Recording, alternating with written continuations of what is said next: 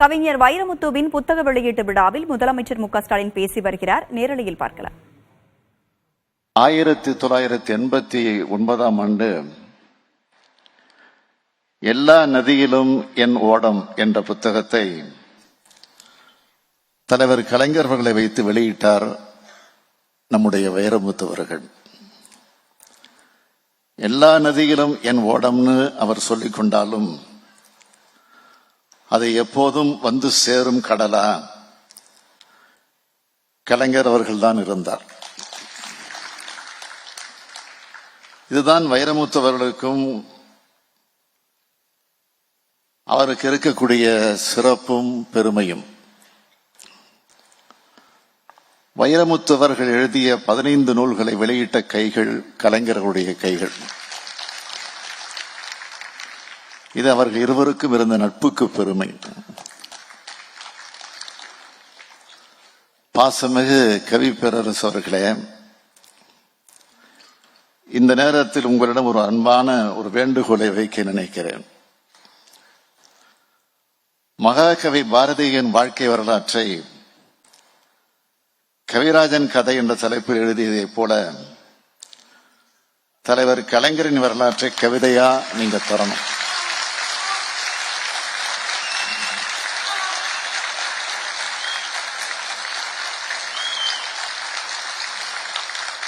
இது எனது அன்பான வேண்டுகோள்.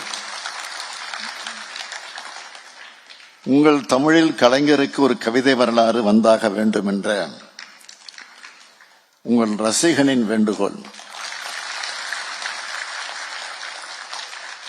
இன்னும் கூட கொஞ்சம் உரிமையோடு சொன்னா கட்டளை.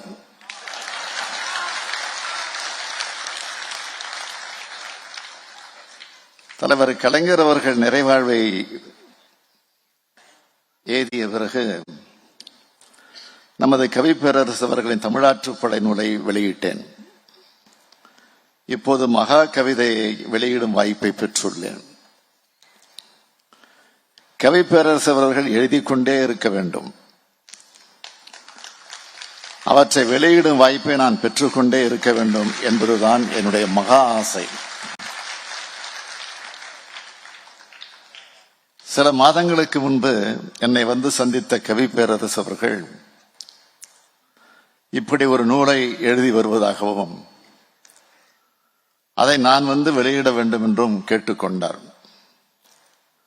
பொதுவா அவருடைய படைப்புகள் வார இதழ்களில் வெளியாகும். வார வாரம் படிக்கும் வாய்ப்பு வாசகர்களுக்கு ஏற்படும். ஆனால் இந்த மகா கவிதை என்பது மிக மிக ரகசியமாக இருந்தது. வார இதழ்கள் எழுதப்பட்டதல்ல. இது எதிலும் வெளியிடப்படாம நேரடியா புத்தகமா வெளியாகி இருக்கு. எனவே கவி பேரரசு அவர்கள் எதை பத்தி எழுதியிருக்காருன்னு எனக்கு ஆர்வம் ஏற்பட்டது.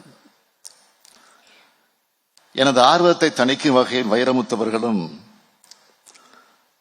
அவரது 2 கவிதை வாரிசுகளும் சேர்ந்து வந்து மகா கவிதை நூலை என்னிடம் வழங்கினார்கள்.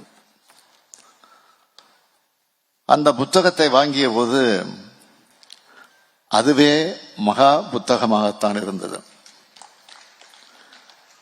இன்னும் சொன்னா ஒரு புத்தகத்தை கையில் வைத்திருப்பது போல இல்லாம ஒரு வாளை கையில் ஏந்தியது போல நீளமா இருந்தது.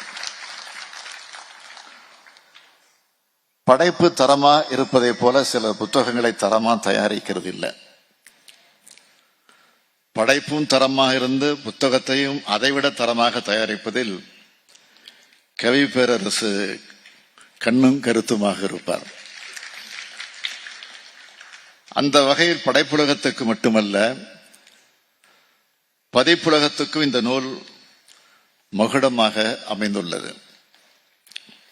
நிலம், நீர், தீ, காற்று, வானம் ஆகிய 5 பூதங்களை பற்றிய கவிதை தொகுப்பு என்பதை நீங்கள் அனைவரும் வாசிக்கும் போது உணர்வீர்கள். நிலம், நீர், தீ, வழி, விசும்போடு 5 கலந்த மயக்கம் உலகம் என்று சொல்கிறது தொல்காப்பியம். தொல்காப்பியம் தொடங்கிய இடத்துக்கு தமிழ் இலக்கியத்தை கொண்டு வந்து நிறுத்தி இருக்கிறார் கவி பேரரசர்கள்.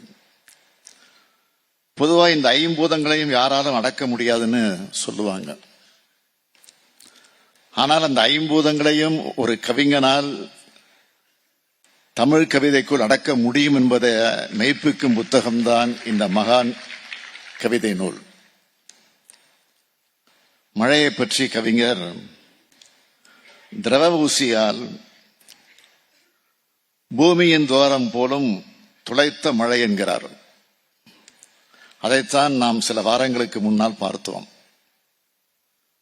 இதைவிட மழையை விளக்க முடியாது. அடுத்து நீரை பற்றி சொல்கிறார். ஆதியும் நீரே, அந்தமும் நீரே, தாய்க்குடம் உடைந்து பிறக்கிறோம், தண்ணீர் குடம் உடைத்து முடிக்கிறோம் என்கிறார். சூரியன் தான் எங்கள் ஒற்றை உயிர் விளக்கு என்கிறார். காற்றாகிய நான் ஒரு நாள் நஞ்சூட்டப்பட்டால் மொத்த உலகமும் மூச்சொழியும் என்கிறார். கனிமம், தாவரம், நீர், நுண்ணுயிர், விலங்கு, காற்று, வானம், தீ அனைத்தும் நிகழ்கால மனிதா உனக்கல்ல, நீ கால்நடையாய் வந்த பயணி, நுகர்ந்தாயா போய்விடு என்று வழிகாட்டுகிறார் கவிஞர். இப்படி ஐம்பூதங்களும் கவிஞரின் தமிழில் அடங்கி கிடக்கின்றன இந்த நூலில். அறிவியலை, அதுவும் நவீன அறிவியலை சொல்லும் திறம் கொண்டது தமிழ் மொழி என்பதை நிரூபிப்பதாகவும் இந்த புத்தகம் அமைந்துள்ளது. வைரமுத்துவின் மொழி ஆளுமை, மொழி ஆற்றல் இதில் வெளிப்படுகிறது.